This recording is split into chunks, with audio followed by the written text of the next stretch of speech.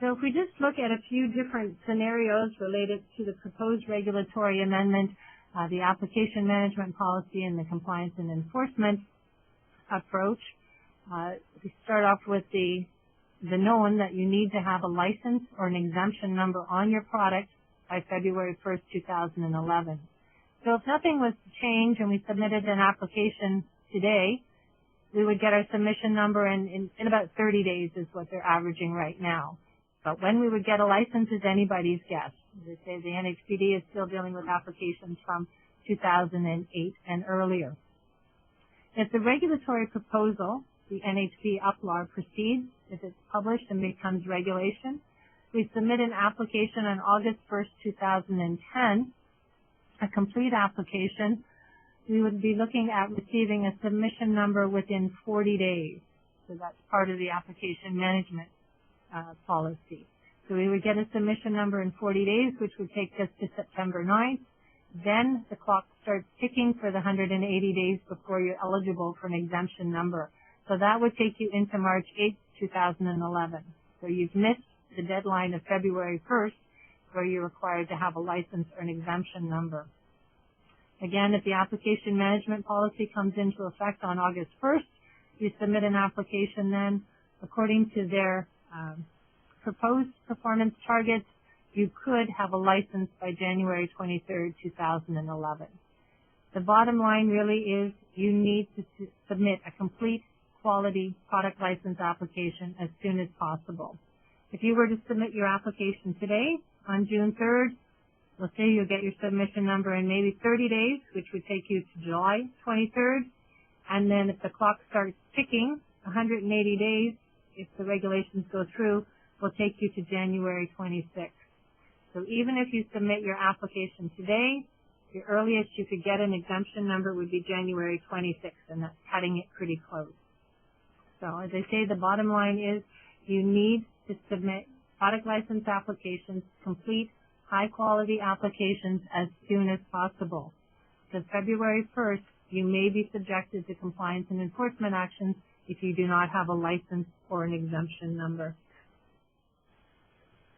So I think we need to take a little bit of a breather from that. If you look at this cartoon, this is the Chocolate Co-op Incorporated Research and Development Department.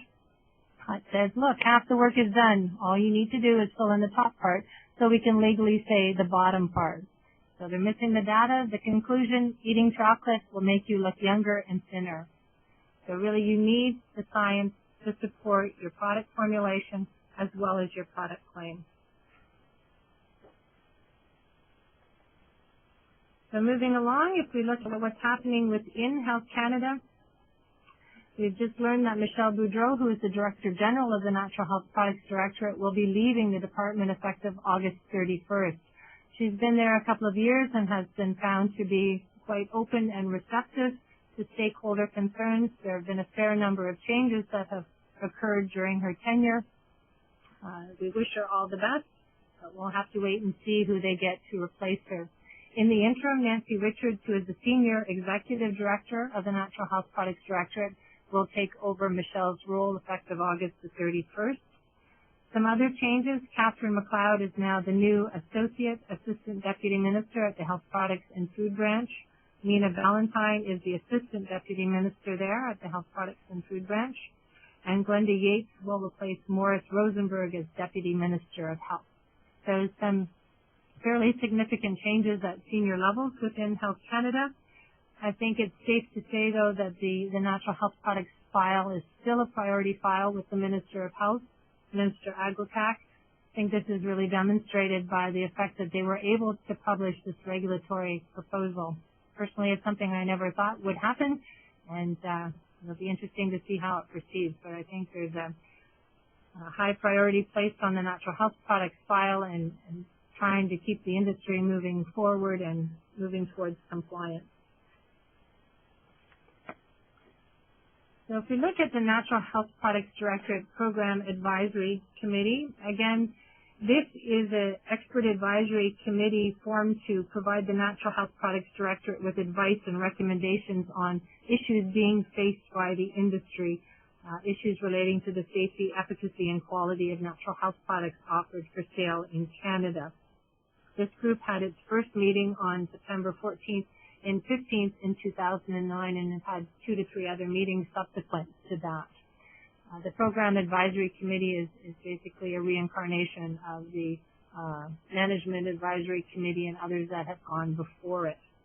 But the committee is made up of stakeholders, retailers, academics, health practitioners, retailers, suppliers, etc. They have split into working groups as well. And you can see some of their more recent activities have dealt with standards of evidence and testing requirements as they relate to the natural health products regulations. So even though we have a proposed regulatory amendment that will give some stability and predictability to the marketplace, there are still ongoing concerns with the interpretation and implementation of the natural health product regulations. And the 2 key areas of concern continue to be the standards of evidence for non-traditional product license applications and the testing requirements connected to good manufacturing practices for NHPs. So these were 2 the topics that were tackled by the Program Advisory Committee right off the bat. They've issued reports on both of these topics and had preliminary responses back from the Natural Health Products Directorate. These reports and responses are posted on the Natural Health Products Directorate website. But further to the standards of evidence, 33 recommendations were made.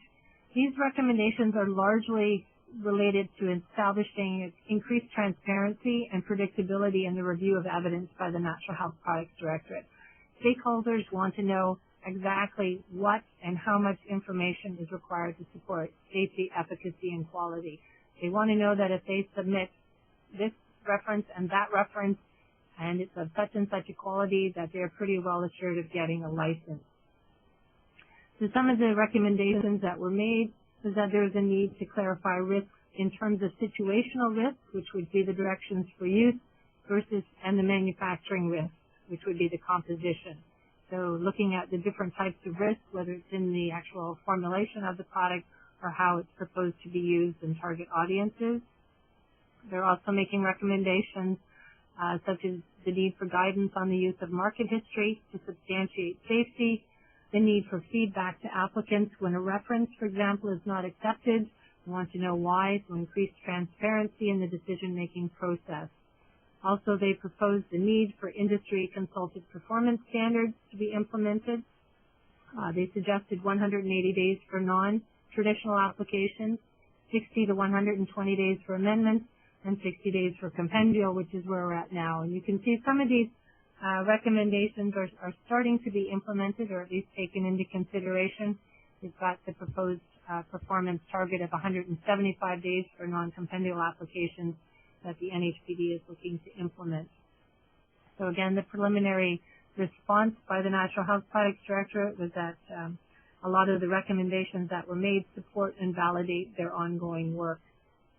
Within the testing requirements report, there were 30 recommendations, again, looking to increase transparency and predictability in the requirements. Stakeholders, again, want to know what the minimum amount of testing is required by the government to ensure the safety and quality of products. So looking at where testing needs to occur, whether it's raw materials or finished products, and how much testing is required. As well, looking for guidance on accepted methods for identity testing and clarification, certain things such as the probiotics monographs and the ability to accept suppliers' C of A rather than focusing on lot testing by manufacturers. So again, you can read these reports and the preliminary responses online. There was a third working group that was convened under the Program Advisory Committee, and this working group was on compliance and enforcement. So needless to say, they have been consulted in the development of the new compliance and enforcement policy.